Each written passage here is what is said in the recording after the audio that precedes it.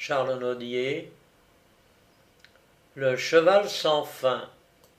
J'ai toujours aimé les voyages et, semblable aux juifs errants, je ne restais jamais dans le même lieu, tantôt en voiture, tantôt à cheval, tantôt à pied, j'étais toujours par monts et par vaux.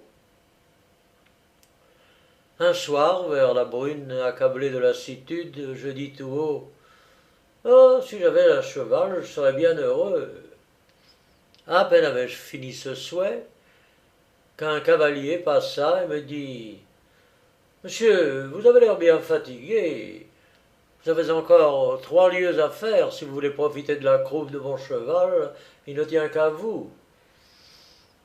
J'hésitais, cependant, la nécessité me força à accepter, et me voilà derrière le cavalier.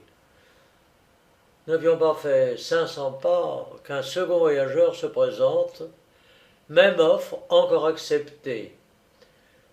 Bientôt après, un troisième, un quatrième, un cinquième, un sixième, enfin un 12e est à la file, et le cheval de s'allonger pour laisser de la place au dernier venu. Depuis longtemps, la peur s'était emparée de moi, je n'osais respirer, et j'étais plus mort que vif. Mais que devins-je lorsque je vis que la maudite monture allait d'une vitesse égale à la foudre et prenait un chemin nouveau? Oh ciel, m'écriai-je, notre Seigneur était en même compagnie que nous. Ils étaient 13, et le 13e était Judas, qu'il vendit. Nous avons certainement un Judas parmi nous. Jésus ne vous abandonnera pas. Au même instant, des hurlements épouvantables se firent entendre, et bientôt après, je me sentis plus rien autour de moi.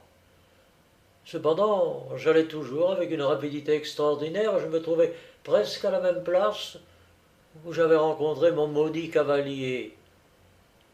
Voilà, messieurs, ce qui m'a dégoûté de voyager, et m'a rendu moins incrédule sur les esprits. Nous ne savions que dire de cette aventure lorsque le second commença son récit.